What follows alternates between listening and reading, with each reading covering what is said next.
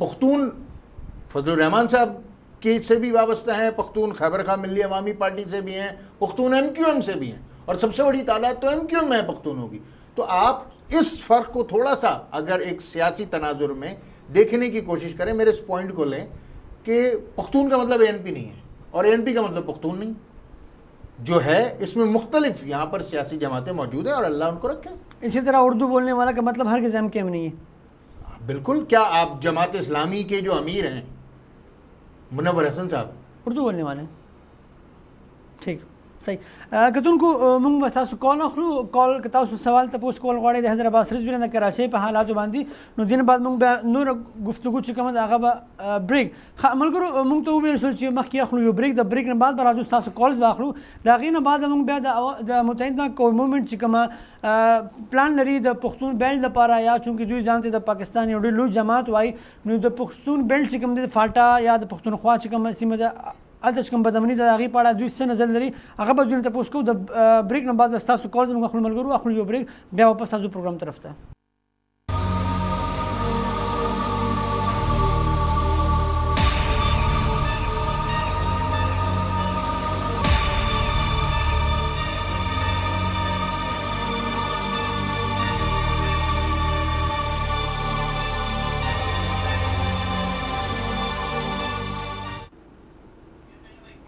جی کتونکو programme کې بیرته هرکلی تاسو ته وایو. زموږ سره د متحده قوم مومنټ اهم غړی د کوم سینیر رهنما د متحده قوم مومنټ حیدرآباد سرزبی هغه موجود دي. تاسو موږ ته کال کولی شئ. موږ تاسو اوس کال اخلو.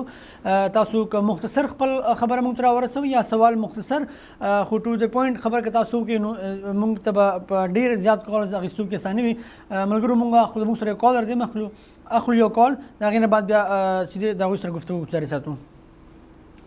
هلو السلام علیکم. وعلیکم السلام. جی سو خبر کوئی رقم جنا؟ جی میں کراچی سے عائشہ بات کر رہی ہوں. جی عائشہ، حیدرآباد سرزبی صاحب موجود ہیں، کیا پوچھنا چاہیں گی آپ؟ جی پہلے تو میں بہت مجھے خوشی ہو رہی ہے کہ حیدرآباد سرزبی انکل آئے ہیں اور ہم ان کو بہت زیادہ خیر مقدم کرتے ہیں. اور آپ کا بھی بہت بہت شکریہ خیبر ٹیلی ویژن کا کہ انہوں نے اطلاع خیبر ٹیلی ویژن کا بہت شکریہ کہ انہوں نے حیدرآباد سرزبی انکل کو ان جیسے لوگوں کو بلایا تاکہ ہم ان سے بات کر سکیں، ان کو اپنے مسائل پیش کر سکیں، کیونکہ ہم بھی کراچی کے عوام ہیں. جی بالکل، آپ اپنے سوال جو پوچھنا چاہتی ہیں تو حیدر بھائی بیٹھے ہوئے. جی جی انکل سے میں یہ پوچھنا چاہتی ہوں انکل کہ اگر کراچی میں ANP کی لیڈرشپ آ جاتی ہے تو کیا جس طرح ANP کی لیڈرشپ کو بڑے خوشخبری سے ان کا مطلب مان لیتی ہے اور ان کو تسلیم کر لیتی ہے، تو کیا ANP کی لیڈرشپ کو مطلب اسی طرح مطلب مان جائے گی جس طرح ہم ان کو بڑے خوشخبری سے ان کو تسلیم کرتے ہیں ان کی لیڈرشپ کو؟ تو کیا MQM بھی خیر مقدم کرے گی؟ کیونکہ کراچی کے عوام میں یہ تاثر بڑھتا جا رہا ہے کہ شاید MQM میں مطلب ANP کے لیڈرشپ کے خلاف بڑی مطلب جذبات ایسے ہیں جو مناسب نہیں ہے. تو انکل کیا یہ بات اس بات کا آپ کلیئر کریں گے؟ اور دوسری بات یہ ہے کہ آپ ماشاءاللہ بہت زیادہ مطلب اچھی لیڈر ہیں ہمارے، اور ہم چاہتے کہ میں اندر سے یہ کہنا چاہوں گی جو انکل پرسن ہے کہ آپ ANP اور MQM کے دونوں جماعتوں کی لیڈرشپ کو ساتھ بلائیں تاکہ دوستی کا جو یہ بڑھتا جائے. یہ جو کراچی کے حالات ہیں جو دن بدن بڑھتے جا رہے ہیں، خراب ہوتے جا رہے ہیں، یہ ذرا کنٹرول میں آ جائے. عائشہ بہت شکریہ آپ کا، تھینک یو سو مچ. ان کا سوال یہ تھا کہ جی ہاں بالکل، ان کا سوال یہ تھا کہ اگر آپ اسی طرح ایک دوسرے کے حقوق کو یا ایک دوسرے کے وجود کو تسلیم کریں تو اس کا فائدہ آٹومیٹکلی عوام کو ہوگا، اور عوام جو ہے وہ چاہتی ہے کہ آپ ایک ساتھ بیٹھیں اور ایک ساتھ کے ساتھ جو محبت کا سفر اس طرح جاری رکھیں. بالکل، اس میں تو کوئی دو رائے نہیں ہے، اور ظاہر ہے کہ کراچی پاکستان کا جو معاشی ہب ہے جی اس میں سب کو ساتھ لے کر چلنا ہے. اور بنیادی طور پر تو مجھے نہیں لگتا کہ پختونوں اور جو مہاجروں کا یا کسی MQM کا اور کسی اور سیاسی جماعت کا کوئی نظریاتی طور پر کوئی کلیش ہے. میں آپ کو بتا رہا ہوں اور بار بار بتا رہا ہوں، آنے والا وقت ثابت کرے گا کہ کچھ نوٹوریس ایلیمنٹ ہے جو جوانب میں ہر سیاسی جماعت میں موجود رہتا ہے، کچھ ان کے ذاتی مفادات ہیں اور کچھ لوگوں کی یہ کوشش ہے. کچھ تو ہوتے ہیں محبت میں جنوں کے آثار جی اور کچھ لوگ بھی دیوانہ بنا دیتے دیتے ہیں، ہیں. واہ. یہ وہ والی صورتحال ہے اور انشاءاللہ یہ بہتر ہوگا. ٹھیک جی کہ تم کو دوسرے بال کالر دیں. ہیلو السلام علیکم. ہلو جی السلام علیکم. السلام علیکم. جی کون بات کر رہے ہو کہاں سے؟ حنیف رحمان بھائی زمان ملاخیل کوئٹہ خبر کو. جی زمان ملاخیل سے. حیدرآباد رضوی صاحب پہلی بار خیبر ٹیلی ویژن تشریف لائیں، کیا سوال پوچھنا چاہیں گے آپ؟ حیدر بھائی السلام علیکم. وعلیکم السلام. کس مزاج ہیں حیدر بھائی؟ زمان بول رہا ہوں کوئٹہ سے. زمان بہت اللہ کا شکر ہے، آپ اچھی طرح ہیں. حیدر بھائی آپ سے بات کرتے وقت جو ہے وہ ذرا تھوڑا سا محتاط رہنا پڑتا ہے، کیونکہ میں سمجھتا ہوں کہ ایم کیو ایم میں جتنی سوفیسٹیکیٹڈ گفتگو آپ فرماتے ہیں، میرا خیال ہے کہ یہ آپ ہی کا وتیرہ ہے. سب سے پہلے تو ایک کریڈٹ دوں گا حنیف رحمان کو خاص طور کے اوپر اور اے وی ٹی خیبر کو کہ آج اصل میں اس پروگرام کا مقصد جو ہے، جو ان کا مقصد ہے وہ یہ ہے کہ جو غلط فہمیاں ہیں وہ دور کی جائیں، اور یہ ان کی ایک بڑی اچھی کوشش ہے. اور اس سے پہلے بھی ان کے جو ایپیسوڈز ہیں میں نے بڑا اپریشیٹ کیا کہ انہوں نے جو ہے وہ دو اسکول آف تھاٹس یا دو نظریات جو تھے ان کو جو ہے یکجا کر کے جو لوگوں کے ذہنوں میں ایک ابہام تھا، ایک کنفیوژن تھا، اس کو دور کیا. میں ان کو اس کا کریڈٹ دوں گا اور میں سمجھتا ہوں کہ آپ کو بھی اس کا کریڈٹ ان کو دینا چاہیے. بالکل ایسے ہی. حیدر بھائی جناب ساغر صدیقی کہتے ہیں کہ جس شہر میں لٹ جائے فقیروں کی کمائی اس شہر کے سلطان سے کوئی بھول ہوئی ہے. بالکل ایسے. گزارش یہ ہے کہ ابھی حنیف رحمان نے بہت دفعہ آپ سے ایک سوال کیا کہ وہ کون سی ایسی قوتیں، نادیدہ قوتیں ہیں جو آپ جیسے باصلاحیت لوگ ان کو ایکسپوز کرتے ہوئے یا تو ڈرتے ہیں اور یا آپ جو ہے وہ گراؤنڈ ریئلٹی کے تحت آپ اس کو جو ہے وہ زمینی حقائق یا معروضی حالات جو کراچی کے ہیں یا تو آپ ان کو ایکسپوز نہیں کرنا چاہتے. آپ کی کیا یہ آپ کی اور اے این پی کی اخلاقی ذمہ داری نہیں بنتی اگر وہ لیفٹ سینٹر جیسے آپ نے کہا قوتوں کو یا ماڈریٹ قوتوں کو یا روشن خیال قوتوں کو آپس میں الجھانا چاہتے ہیں کسی بھی وجہ سے اور اپنے سیاسی ایجنڈے پر عمل کرنا چاہتے ہیں، تو میری آپ کی اور اے این پی کی اخلاقی اچھا ایک ذہن کے اندر رکھیے کہ میں اے این پی کا کارکن بالکل نہیں ہوں، میری پروفائل چیک کی جا سکتی ہے، میں کوئٹہ سے بول رہا ہوں، میرے ساتھی سمجھ رہے ہیں، سن رہے ہیں. لہٰذا میں ایک سول سوسائٹی کے ایکٹیوسٹ ہونے کے لحاظ سے میں آپ سے یہ بات کر رہا ہوں اور میں معذرت چاہوں گا اگر میرے سوال میں کہیں سختی آئی تو اس سے میں پہلے ہی آپ سے معذرت چاہوں گا اور میں اس کے لیے آپ سے جو ہے وہ اپولوجائز کروں گا.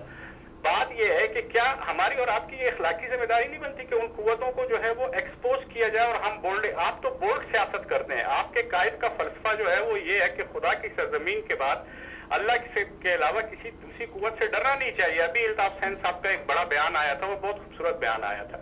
تو گزارش یہ ہے کہ ہم کیوں ڈرتے ہیں، ہم شائی کیوں ہیں، ہم اس بات کو کیا یہ ہم پولیٹیکلی اس بات کو کیوں ایکسپوز نہیں؟ کراچی کا امن تباہ ہو گیا ہے، کراچی کے لوگ جو ہیں وہ ٹینشن میں ہیں. دوسرا میرا سوال یہ ہے کہ کیا پشتون آبادی کی جو ایک سیکنڈ میجورٹی ہے، کیا یہ ڈیموگرافک چینج سے آپ ڈرتے ہیں؟ کیا آپ یہ سمجھتے ہیں کہ کوئی ایک ڈیموگرافک چینج آنے والی ہے؟ کیونکہ یہ ڈیموگرافی کا جو ہے یہ بہت بڑا سوال ہے اور یہ سوشیالوجی کا بہت بڑا سوال ہے بحیثیت ایک اسٹوڈنٹ کے. میں آپ سے آپ کو کیا یہ خدشہ ہے کہ کوئی ڈیموگرافک چینج کراچی میں آنے والی ہے؟ راکھلی صاحب بہت شکریہ آپ کا سوال ہم تک پہنچ چکا ہے. حیدر بھائی اس کے جواب دیں گے. جی حیدر بھائی.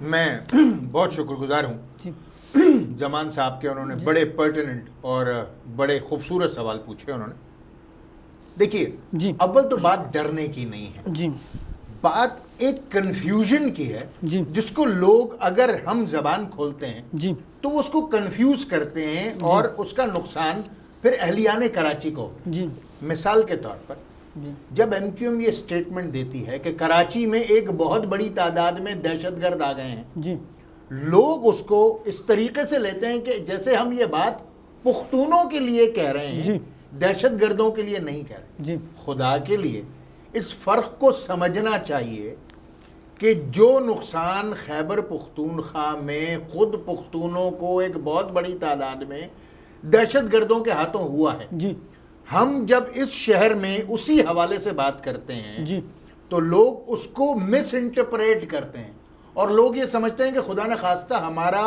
جو ٹارگٹ ہے وہ پختون ہے. پختون ہمارا ٹارگٹ نہیں ہے.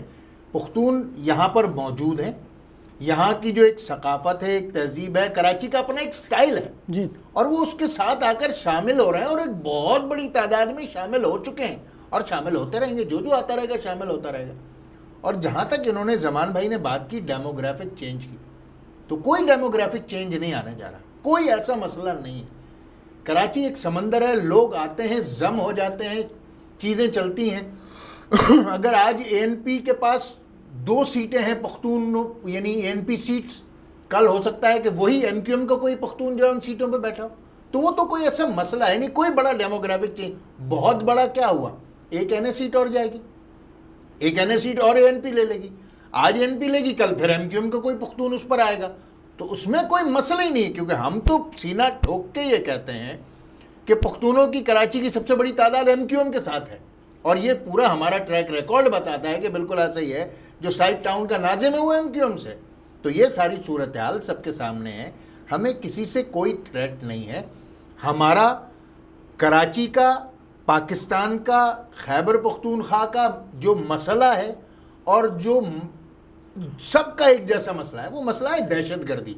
اور دہشت گردی سے پختونخوا بھی نجات حاصل کرنا چاہتا ہے, کراچی بھی نجات حاصل کرنا چاہتا ہے, سندھ بھی نجات حاصل کرنا چاہتا ہے, پنجاب بھی چاہتا ہے, اور پورا پاکستان چاہتا ہے. اور اس میں ہم سب یونی ووکل ہیں, ہم آواز ہیں. مگر بعض اوقات آوازوں کو لوگ اپنی مرضی کا رنگ دے دیتے ہیں. تو یہ سیدھی سیدھی بات ہے. زمان بھائی, آپ نے مجھے اشارہ دیا, میں نے آپ کی بات پر بات سیدھی کہہ دی. ٹھیک, آپ نے کہا کہ دہشت گردی اور انتہا پسندی جو ہے وہ مین سبب ہے یا مین پرابلم ہے ان تمام حالات کے لیے. حقیقت یہ ہے کہ مسئلہ کشمیر اور مسئلہ افغانستان اگر ہم دیکھیں تو دہشت گردی اور انتہا پسندی کی جڑیں ان 2 مسائل سے جڑی ہوئی ہیں, مسئلہ کشمیر, مسئلہ افغانستان. آپ کی پارٹی کا کیا موقف ہے, کیا واقعی ایسا ہے؟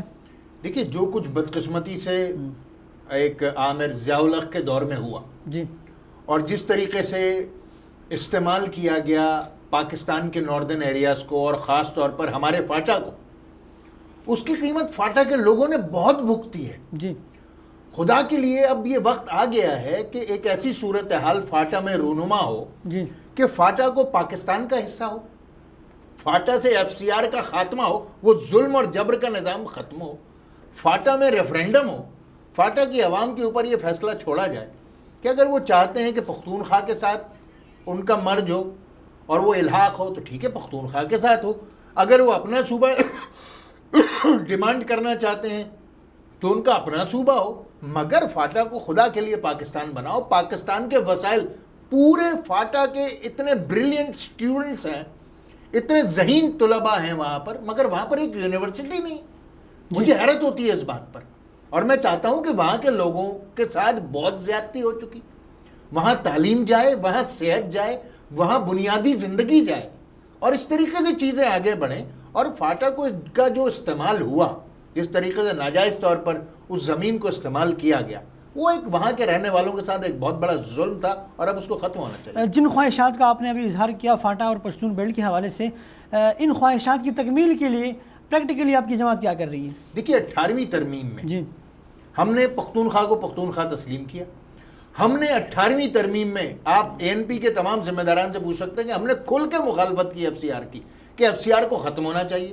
ہم نے مکمل طور پر حمایت کی کہ وہاں پر پختونخوا میں اب جیسے ہی ایک ایسی اوپننگ بنے گی کہ ایم کیو ایم وہاں جا سکے, ایم کیو ایم وہاں جائے گی. فاٹا میں ایم کیو ایم ہوگی. وہاں کے ینگ لوور مڈل کلاس اور مڈل کلاس کے لوگوں کو اوپر لانے کا خواب ہمارا ہے, پورے پاکستان کے لیے ہے, فاٹا کے لیے بھی ہے. اور ہم انشاءاللہ وہاں پر پہنچ کر جیسی صورتحال بہتر ہوتی ہے ہم اپنا سیاسی کام وہاں پہ شروع کریں گے. فاٹا اور پختونخوا میں یا افغانستان کے قریب جو ہمارے علاقے ہیں, وہاں پر جو آگ لگائی گئی ہے, اس کے لیے آپ کس کو ذمہ دار ٹھہراتے ہیں؟ دوبارہ سوال کیجیے. فاٹا میں یا پشتون بیلٹ میں یا پختونخوا سیٹل ایریاز میں جو آگ لگائی ہے انتہا پسندی کی, یا جو ایک سوچ کو فروغ دیا گیا ہے, اس کے لیے آپ کس کو ذمہ دار ٹھہراتے ہیں؟ اسٹیبلشمنٹ نے ایک خواب دیکھا تھا جی, کہ ہماری اسٹریٹجک ڈیپتھ کہیں اور ہے. جی, اسٹریٹجک ڈیپتھ ملکوں کی عوام کے دلوں میں ہوتی ہے, جی, کہیں اور نہیں ہوتی. آپ کی اسٹریٹجک ڈیپتھ پاکستان میں. جی, افغانستان کو 5واں صوبہ سمجھنے کا جو خواب ہے